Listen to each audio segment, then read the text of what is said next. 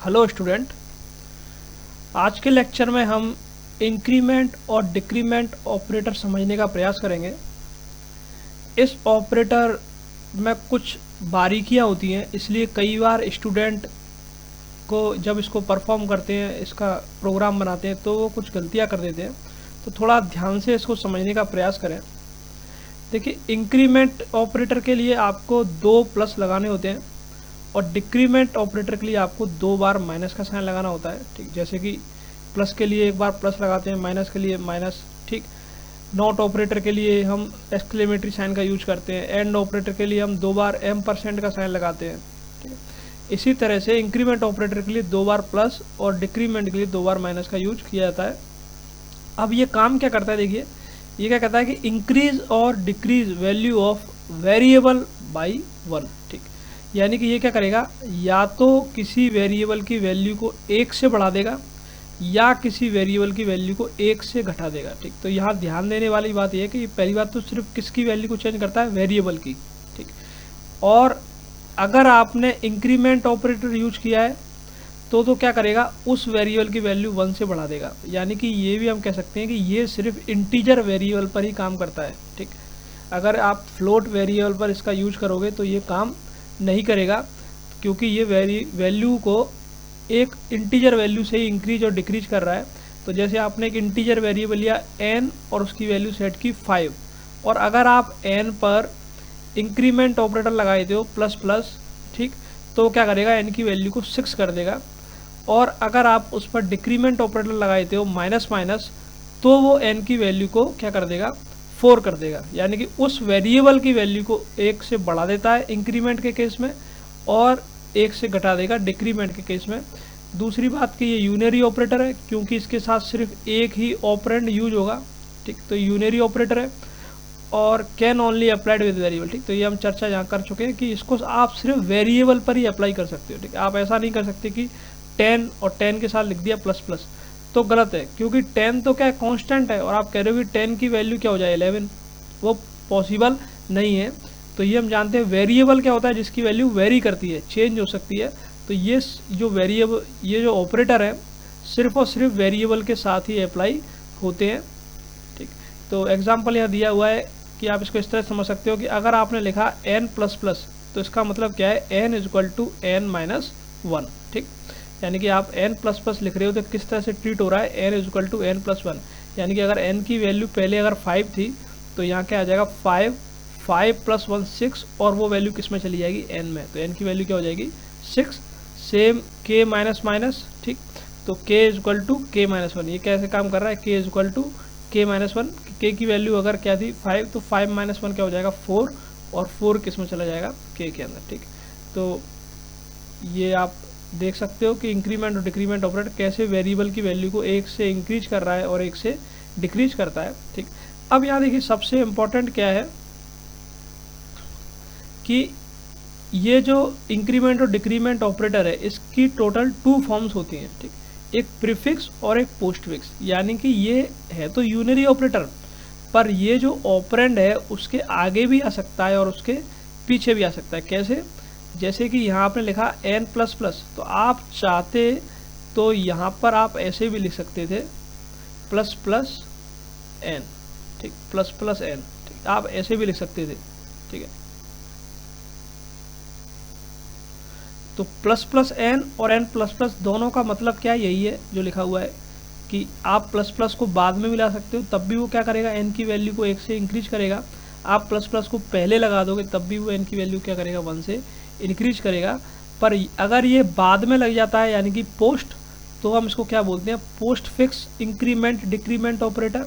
और अगर ये पहले लग जाता है तो हम इसको क्या बोलेंगे, प्रीफिक्स इंक्रीमेंट ऑपरेटर।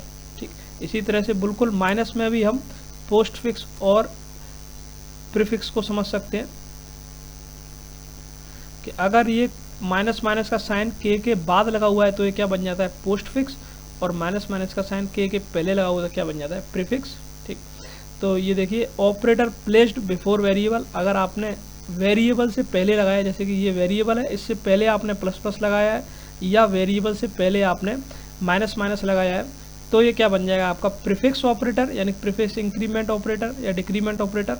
और यहाँ देखिए पोस्टफिक्स में अगर ये आपने ऑपरेटर वेरिएबल के बाद लगाया है और ये माइनस ऑपरेटर डबल माइनस आपने वेरिएबल के बाद लगाया है, तो क्या बन जाएगा postfix increment operator, postfix decrement operator. ठीक है, और ये यूज होंगे सिर्फ और सिर्फ वेरिएबल के साथ ही। ठीक, अच्छा अब दूसरी चीज़ जो समझने वाली है वो क्या है कि अगर आप प्रीफिक्स, ठीक, यहाँ आप क्वेश्चन ये पूछ सकते हैं कि अगर दोनों का काम एक ही है, ये भी क्या कर रहा है एन की वैल्यू को 1 से इंक्रीज कर रहा है, ये भी क्या कर रहा है एन की वैल्यू को 1 से इंक्रीज कर रहा है, तो फिर ये अलग अलग बनाने का क्या फ़ायदा है प्रीफिक्स और पोस्टफिक्स। ठीक, तो इसमें अंतर क्या है प्रीफिक्स और पोस्टफिक्स में, वो हम समझ सकते हैं कि प्रीफिक्स अगर ऑपरेटर आपने लगाया है तो ये क्या रिटर्न करता है आपका चेंज्ड वैल्यू। ठीक, ये क्या रिटर्न करेगा चेंज्ड वैल्यू, और पोस्टफिक्स ऑपरेटर क्या रिटर्न करेगा अनचेंज्ड वैल्यू। ठीक, तो इसको समझते हैं। जैसे कि सपोज मान लीजिए एन की वैल्यू है सपोज 5। ठीक, एन की वैल्यू सपोज मान लेते हैं क्या है 5 है। तो अगर आपने क्या लिखा है p equal to plus plus N. ठीक, तो ये किस तरह से ट्रीट होगा इसको देखिए, इसके सामने लिखा हुआ ये आपका क्या प्रीफिक्स है, तो यानी कि इसमें क्या होगा पहले क्या होगा n equal to N plus 1। तो इस केस में n की वैल्यू क्या हो जाएगी 5 से 6 हो जाएगी। ठीक है, और फिर n की वैल्यू 6 हो गई तो p इक्वल टू एन, यानी कि n की वैल्यू जो 6 है यहाँ से वो अब यहाँ पर क्या हो जाएगी नीचे आके p में क्या आ जाएगा 6 आ जाएगा, यानी कि यहाँ पर n की वैल्यू 5 से पहले 6 हुई और फिर p के अंदर क्या गया 6 गया। ठीक है, यहाँ देखिए पोस्टफिक्स कैसे काम करता है इंटरनली। पोस्टफिक्स में क्या लगाया आपने n प्लस प्लस, तो ये पोस्टफिक्स कैसे काम करेगा देखिए, यहाँ पर पोस्टफिक्स में क्या होगा कि n equal p equal to N, यानी कि p के अंदर पहले ही n की वैल्यू चली जाएगी। तो n की वैल्यू क्या थी सपोज 5, तो p के अंदर क्या आ गया पहले 5 आ गया। अब क्या होगा n equal to N plus 1, अब क्या हो जाएगा n की वैल्यू 1 से इंक्रीज हो जाएगी, यानी कि n क्या हो जाएगा 5 से 6 हो जाएगा। ठीक, तो प्लस प्लस ऑपरेटर तो देखिए अपना काम कर ही रहा है, यहाँ पर प्लस से यहाँ भी n की वैल्यू 1 से इंक्रीज हो रही है और यहाँ भी प्लस से n की वैल्यू इंक्रीज हो रही है। ठीक, इसका काम ही क्या है कि इंक्रीज करता है वैल्यू को 1 से, इंक्रीमेंट ऑपरेटर। पर यहाँ पर तो ये क्या हो रहा है कि चेंज वैल्यू रिटर्न कर रहा है। चेंज का मतलब पहले n इंक्रीज होगा 5 से 6 और फिर p में क्या जा रहा है 6 जा रहा है, और यहाँ पर ये क्या रिटर्न करता है पोस्टफिक्स में एक्सप्रेशन रिटर्न्स अनचेंज्ड वैल्यू, यानी कि पहले p की वैल्यू क्या हो गई 5, पहले रिटर्न ही कर देगा ये 5 और उसके बाद क्या होगा ये इंक्रीमेंट करेगा। ठीक, तो ये आपको समझने वाला है ध्यान से कि प्रीफिक्स में पहले इंक्रीमेंट डिक्रीमेंट हो जाता है, उसके बाद वैल्यू रिटर्न होती है, यानी कि चेंज होने के बाद वैल्यू रिटर्न होती है। और पोस्टफिक्स में इंक्रीमेंट और डिक्रीमेंट बाद में होता है, वो पहले ही वैल्यू रिटर्न कर देता है, यानी कि वैल्यू चेंज नहीं हुई है, जो पहले से जो वैल्यू थी उस वेरिएबल की वह वही रिटर्न कर देता है। इसलिए यहाँ क्या लिखा हुआ है कि ये क्या रिटर्न करता है अनचेंज्ड वैल्यू को रिटर्न करता है। ठीक, ठीक है, तो अब हम यहाँ कुछ प्रोग्रामिंग करके देखते हैं जिससे कि आपको और क्लियर होगा। मैं कोशिश करूँगा कि आप सभी को और अच्छे से समझ में आए। तो अभी हम प्रोग्रामिंग की तरफ चलते हैं। तो देखिए यहाँ पर हमने एक प्रोग्राम लिया है, इस प्रोग्राम के अंदर हमने क्या लिखा है एक वेरिएबल लिया है n इक्वल टू 5। ठीक, और अभी हम इस n की वैल्यू को प्रिंट करा रहे हैं नॉर्मली। ठीक, तो ये तो हम जानते हैं कि 5 ही प्रिंट करेगा। ठीक, n की वैल्यू 5 है और हम n को इंटीजर यानी कि एक %d इंटीजर फॉर्मेट स्पेसिफायर से प्रिंट करा रहे हैं। अब देखिए मैं यहाँ पर एक एक्सप्रेशन लिखता हूँ n प्लस प्लस। ठीक, इसका मतलब क्या है n equal to n plus 1, यानी कि n की वैल्यू क्या हो जाएगी 1 से इंक्रीज हो जाएगी। तो क्या देखते हैं क्या इंक्रीज हो रही है क्या, देखिए n की वैल्यू 1 से इंक्रीज हो जाएगी। देखिए n की वैल्यू क्या होगी 6, यानी कि प्लस प्लस ऑपरेटर क्या करता है आपके वेरिएबल की वैल्यू को 1 से इंक्रीज कर देता है। ठीक, यहाँ फिर मैं देखता हूँ कि अगर मैं प्लस प्लस को पहले लगा दूँ, प्रीफिक्स लगा दूँ, तो क्या होगा, तभी भी देखिए n की वैल्यू क्या होगी 6। तो n की वैल्यू 5 थी, तो अगर आप प्रीफिक्स यूज करोगे तब भी n की वैल्यू इंक्रीज हो रही है, आप पोस्टफिक्स यूज करोगे तब भी n की वैल्यू यूज हो रही है। ठीक है, पर जब ये रिटर्न करता है तब अंतर आता है, यानी कि प्रीफिक्स के केस में तो क्या होता है कि चेंज वैल्यू रिटर्न होती है, पोस्टफिक्स के केस में अनचेंज। अब जैसे कि यहाँ मैं प्लस प्लस यूज करूँ तो यहाँ देखिए मैंने क्या लगाया है प्रीफिक्स ऑपरेटर, यानी कि ये क्या रिटर्न करना चाहिए चेंज वैल्यू। ठीक, तो इसको हम एग्जीक्यूट करके देखते हैं। तो देखिए यहाँ पर आंसर क्या आ गया 6, यानी कि ये जो %d है ये किससे डिमांड कर रहा है, इससे डिमांड कर रहा है कि मेरे को वैल्यू ला के दो। और यहाँ क्या लिखा हुआ है प्लस प्लस n, तो प्लस प्लस एन क्या करेगा, पहले अपनी वैल्यू को चेंज करेगा और फिर यहाँ पर इसको रिटर्न कर देगा। तो इसके पास 6 आ गया। अब यहाँ पर हम चेक करेंगे कि अगर यहाँ मैं पोस्ट फिक्स लगाता तो क्या होता। देखिए, तो ये परसेंटेज डी डिमांड करता कि मेरे को आप वैल्यू ला के दो, और ये क्या है, पोस्ट फिक्स। तो ये क्या रिटर्न करेगा, एक अनचेंज्ड वैल्यू, यानी कि इसको 5 को रिटर्न करना चाहिए। ठीक, तो देखिए इसको हम एग्जीक्यूट करके देखते हैं क्या आउटपुट आता है। तो इस बार देखिए वैल्यू क्या आई, 5। ठीक, तो ये पोस्ट फिक्स और प्रीफिक्स में डिफरेंस है। अब हम एक एग्जांपल लेते हैं जो अभी हमने समझा था कि हम यहाँ एक और वेरिएबल ले लेते हैं p, और यहाँ हम p में वैल्यू स्टोर कराते हैं। p इक्वल टू हमने किया n प्लस प्लस, ठीक है, और यहाँ हम n और p दोनों की वैल्यू चेंज करा लेते हैं। मैं यहाँ लाइन चेंज कर देता हूँ p के लिए, और p इक्वल टू यहाँ फॉर्मेट स्पेसिफाई लगा दिया मैंने परसेंटेज d, और पहली वैल्यू देखिए कहाँ से आएगी, n से, और दूसरी वैल्यू कहाँ से आएगी, p से। ठीक, यानी कि ये जो एक्सप्रेशन है इसको हमने अभी समझा था, p equal to n plus प्लस, यानी कि ये क्या पोस्ट इंक्रीमेंट है। तो पोस्ट में क्या होना चाहिए, जो n की अनचेंज्ड वैल्यू कहाँ पर जाएगी, p के अंदर जाएगी। ठीक, पर n की वैल्यू तो क्या होनी चाहिए, इंक्रीज होनी चाहिए। यानी कि जब ये सेमीकोलन के बाद, इस सेमीकोलन के बाद जब हम इस स्टेटमेंट पर आएंगे, यानी कि ये स्टेटमेंट तो कंप्लीट हो चुकी है, p equal to n plus प्लस, ये स्टेटमेंट पूरी कंप्लीट हो जाएगी तभी तो हम नेक्स्ट स्टेटमेंट पे आएंगे। ठीक, क्योंकि सी प्रोग्रामिंग में जो आपका प्रोग्राम है वो स्टेटमेंट बाय स्टेटमेंट एग्जीक्यूट होता है। तो पहले ये स्टेटमेंट एग्जीक्यूट होगा, फिर नीचे वाला होगा। तो जब आप ऊपर वाले स्टेटमेंट से नीचे वाले स्टेटमेंट पे आ रहे हो, उस समय तक क्या हो चुका है, उस समय तक p के अंदर n की वैल्यू आ चुकी है, अनचेंज्ड वैल्यू, और n 1 से इंक्रीज हो चुका है। तो n की वैल्यू तो क्या होनी चाहिए, 6, और p क्या होना चाहिए, 5। तो लेट मी चेक, हम आंसर चेक करते हैं इसको। आउटपुट देखिए क्या आएगा, n की वैल्यू 6 और p की वैल्यू 5। क्योंकि यहाँ पर हमने पोस्ट इंक्रीमेंट ऑपरेटर यूज किया है, तो post increment operator unchanged value return करता है। ठीक, अगर यहाँ मैं प्री इंक्रीमेंट यूज करूँगा तो उस केस में क्या होना चाहिए, देखिए प्री इंक्रीमेंट में यूज करूँगा तो पहले n की वैल्यू इंक्रीज होगी और उसके बाद वो p के अंदर वैल्यू रिटर्न करेगा। ठीक, तो n की वैल्यू देखिए पहले इंक्रीज करते हैं तो n की वैल्यू क्या हो जाएगी, 6, और फिर p में क्या जाएगा, 6 जाएगा। तो इस केस में n की वैल्यू भी 6 होनी चाहिए और p की वैल्यू भी 6 होनी चाहिए। ठीक, तो पोस्ट फिक्स और प्रीफिक्स ऑपरेटर को आपके और अच्छे से समझना पड़ेगा। देखिए n की वैल्यू 6, p की वैल्यू 6। अब हम कुछ और एग्जाम्पल लेते हैं जिससे आपको मैं कोशिश करूँगा कि और ज़्यादा आपको समझ में आएगा। देखिए मैं यहाँ पर एक एक्सप्रेशन का यूज़ कर रहा हूँ, यहाँ मैंने लगा दिया प्लस प्लस n। ठीक है, इसका आउटपुट क्या आएगा, ठीक है, इसको आप समझने का प्रयास कीजिए थोड़ा सा।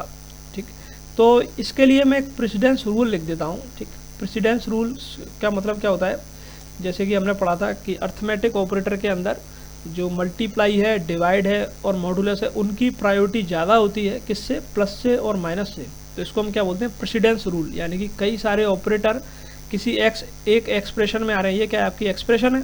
ठीक, तो किस ऑपरेटर को हम पहले सॉल्व करेंगे, किस ऑपरेटर को बाद में सॉल्व करेंगे। तो सी का प्रेसिडेंस रूल क्या है कि वो अर्थमेटिक ऑपरेटर में आपको पता है। ठीक, और फिर उसके अंदर एसोसिएशन रूल आ जाता है कि अगर एक से ज़्यादा मल्टीप्लाई डिवाइड एक साथ आ गए तो फिर किसको प्रायोरिटी दें। तो एसोसिएशन रूल क्या कहता है कि लेफ्ट टू राइट, ये हम पिछले लेक्चर में देख चुके हैं। इसी तरह से हमने बात की थी किसकी, आपके एंड ऑपरेटर की और ऑपरेटर के बारे में बात की थी। पर हमने तब कहा था कि हम इसके साथ आगे के लेक्चर में देखेंगे कि अगर अर्थमेटिक एक्सप्रेशन के साथ अगर एंड और आ जाते हैं तो फिर प्रेसिडेंस रूल क्या होगा। तो यहाँ हम देख रहे हैं कि अगर अर्थमेटिक ऑपरेटर के साथ डिक्रीमेंट और इंक्रीमेंट ऑपरेटर आ जाते हैं तो फिर आपका प्रेसिडेंस रूल क्या कहेगा। तो देखिए यहाँ मैं प्रेसिडेंस रूल लिख देता हूँ कि अगर ऐसा होता है, कैसे, इंक्रीमेंट डिक्रीमेंट ऑपरेटर और साथ में अर्थमेटिक एक्सप्रेशन, इन दोनों के केस में प्रेसिडेंस रूल क्या है कि सबसे पहले प्रायोरिटी दी जाएगी किसको, सबसे पहले प्रायोरिटी दी जाएगी किसको, प्री इंक्रीमेंट और डिक्रीमेंट ऑपरेटर को। प्री इंक्रीमेंट और डिक्रीमेंट ऑपरेटर को सबसे पहले प्रायोरिटी दी जाएगी। ठीक है, इसकी प्रायोरिटी हाईएस्ट होती है प्री इंक्रीमेंट डिक्रीमेंट की। उसके बाद सेकंड नंबर पे क्या काम होगा, सेकंड नंबर पे क्या प्रायोरिटी होगी आपकी, अर्थमेटिक ऑपरेशन की। ठीक, जो भी आपके अर्थमेटिकल ऑपरेटर हैं, ठीक, जैसे कि प्लस माइनस, ठीक, जैसे आपके प्लस है, माइनस है, मल्टीप्लाई है, डिवाइड है, इन सब की प्रायोरिटी ज़्यादा रहेगी, ठीक है ना, मॉडुलस है, ठीक। फिर थर्ड नंबर पे क्या प्रायोरिटी आएगी, ठीक, कि थर्ड नंबर पे प्रायोरिटी आएगी आपकी पोस्ट ऑपरेटर की। पर अगर आपके एक्सप्रेशन में कहीं ना कहीं ये इक्वल का साइन है, यानी कि असाइनमेंट है, या कहीं ना कहीं रिटर्न हो रही है, जैसे कि यहाँ पर भी वैल्यू क्या हो रही है, रिटर्न हो रही है, यानी कि पहले क्या होगा, रिटर्न, क्योंकि पोस्ट जो है वो अनचेंज वैल्यू को रिटर्न करता है। तो हम कह सकते हैं कि असाइनमेंट की प्रायोरिटी यहाँ ज़्यादा हो जाएगी,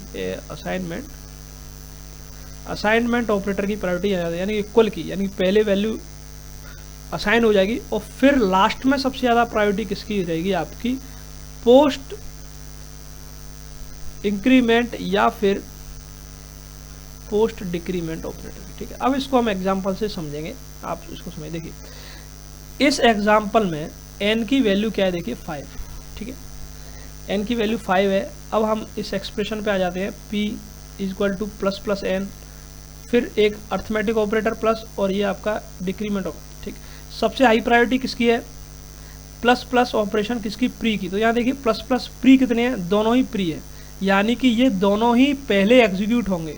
तो जब ये पहले एग्जीक्यूट होंगे, ठीक है, जब ये पहले एग्जीक्यूट होंगे तो n की वैल्यू पहले इंक्रीमेंट से क्या हो जाएगी 6, और दूसरे इंक्रीमेंट से क्या हो जाएगी 7, यानी कि n की वैल्यू क्या हो चुकी है 7। अब आप देखोगे कि इंक्रीमेंट जो ऑपरेटर है, प्री इंक्रीमेंट जो ऑपरेटर है वो सारे एग्जीक्यूट हो चुके हैं। अब नेक्स्ट प्रायोरिटी किसकी है, अर्थमेटिकल ऑपरेटर की। अर्थमेटिकल ऑपरेटर में क्या माना जाएगा इस एक्सप्रेशन को, अर्थमेटिकल ऑपरेशन डिक्रीमेंट और इंक्रीमेंट ऑपरेशन को नहीं देखा है, उसके लिए ये एक्सप्रेशन में क्या है, सिर्फ n प्लस n, ठीक। उसके लिए एक्सप्रेशन किस तरह से देख रहा है वो, n प्लस n, यानी कि उसका काम क्या है कि दोनों n को आपस में ऐड करना, किसका काम, इस प्लस का, ठीक। तो n की वैल्यू क्या है, लास्ट वैल्यू क्या है n की 7। तो n एक वेरिएबल एक बार में एक ही वैल्यू रख सकता है, ध्यान रखिएगा, ठीक है, एक वेरिएबल की दो वैल्यू नहीं हो सकती, ठीक। जो n की वैल्यू जो 5 थी, यहाँ आप देखिए n की वैल्यू क्या थी, n की वैल्यू क्या थी, 5 थी। तो पहले प्री इंक्रीमेंट से n की वैल्यू क्या हो गई, 6 हो गई, और दूसरे प्री इंक्रीमेंट से n की वैल्यू क्या हो गई, 7 हो गई। यानी कि एक जो वेरिएबल n है उसमें एक बार में एक ही वैल्यू रह सकती है, और वो वैल्यू क्या है अभी 7। तो अब जो अर्थमेटिक ऑपरेटर क्या करेगा, n प्लस n, ठीक। नेक्स्ट प्रायोरिटी इसकी है। तो यहाँ पर n की वैल्यू कहाँ से आएगी, मेमोरी से, क्या है 7। तो 7 प्लस 7, तो यहाँ पर क्या हो जाएगा, इस एक्सप्रेशन की वैल्यू क्या हो जाएगी 14, ठीक। इस एक्सप्रेशन की वैल्यू क्या हो जाएगी 14। अब नेक्स्ट क्या होगा, असाइनमेंट, यानी कि ये जो पूरा एक्सप्रेशन है इसकी वैल्यू क्या आ गई 14।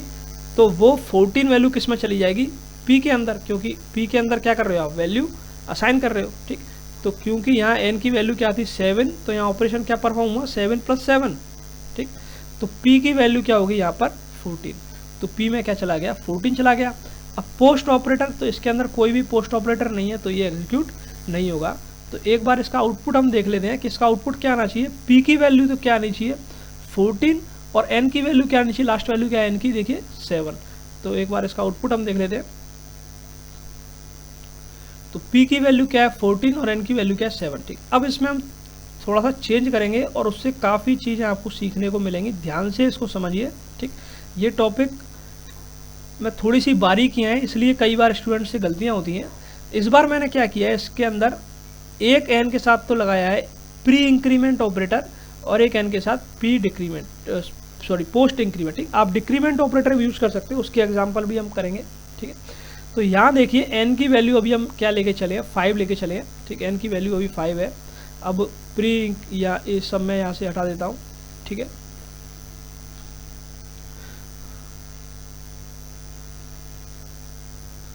अब देखिए यहाँ पर एक एक्सप्रेशन है, n की वैल्यू क्या है अभी 5 है, ठीक। n एक वेरिएबल है जिसकी वैल्यू क्या है अभी 5 है।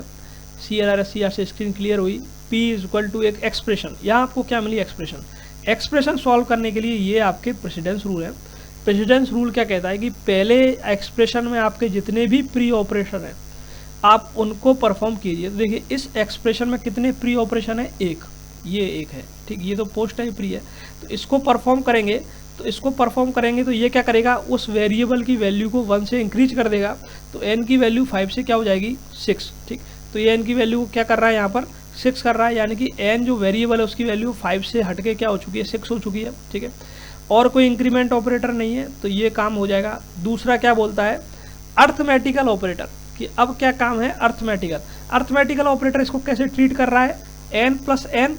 अब n की वैल्यू क्या है देखिए 6। ठीक, एक वेरिएबल की एक ही वैल्यू हो सकती है, आप ऐसा मत लिखिए n की यहाँ तो ये 6 हो गया और ये n क्या माना जाएगा 5, नहीं भाई मेमोरी में n की वैल्यू क्या है 6, तो पहले n के लिए भी n की वैल्यू क्या आएगी 6 और दूसरे n के लिए भी n की वैल्यू क्या आएगी 6, क्योंकि वेरिएबल तो एक ही वैल्यू रखेगा। तो 6 प्लस 6 क्या हो जाएगा 12। तो अब हो गया ये एक्सप्रेशन की वैल्यू क्या होगी 12। अब और कोई ऑपरेशन नहीं है, सिर्फ एक ही अर्थमेटिकल ऑपरेटर है।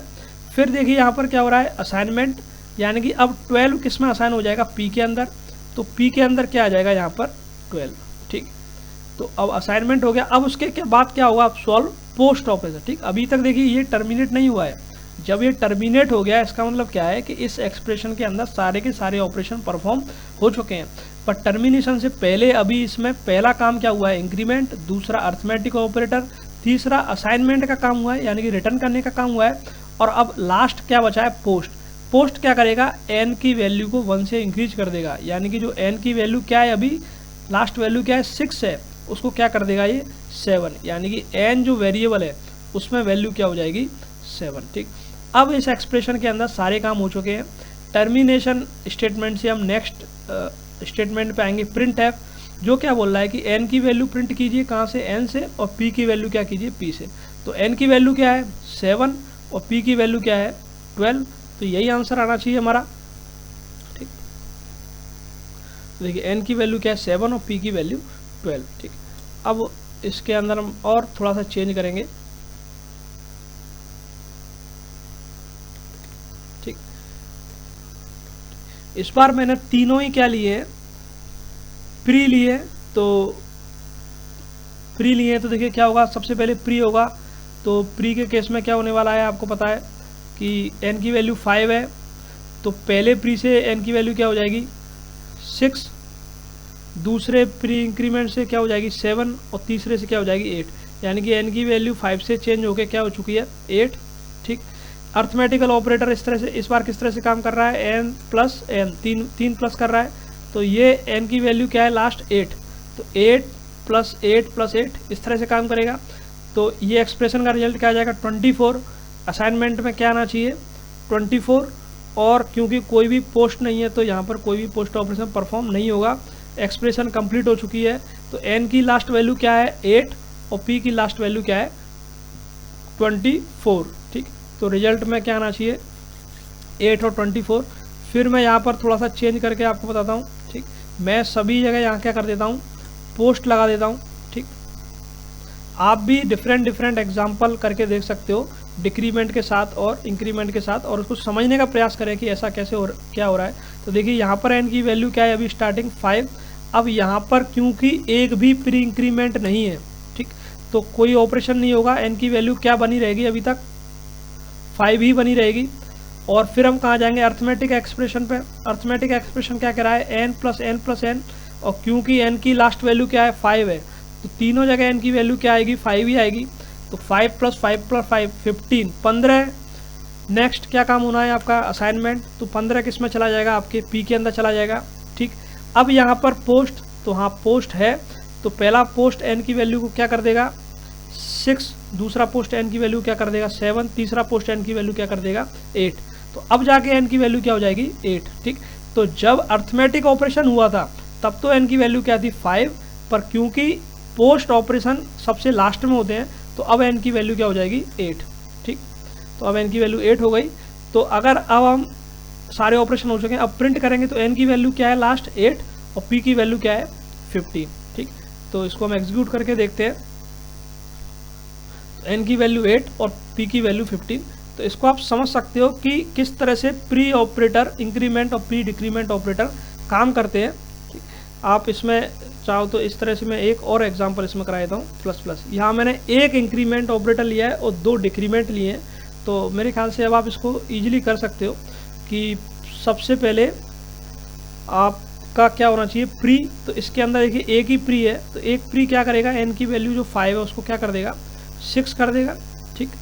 और n की वैल्यू क्या हो गई 6। अब क्या होना चाहिए अर्थमेटिक ऑपरेशन, तो अर्थमेटिक ऑपरेशन क्या कहता है n plus N plus N यानी कि 6 प्लस 6 प्लस 6, तो p की वैल्यू क्या हो जानी चाहिए यहाँ पर 18, ठीक।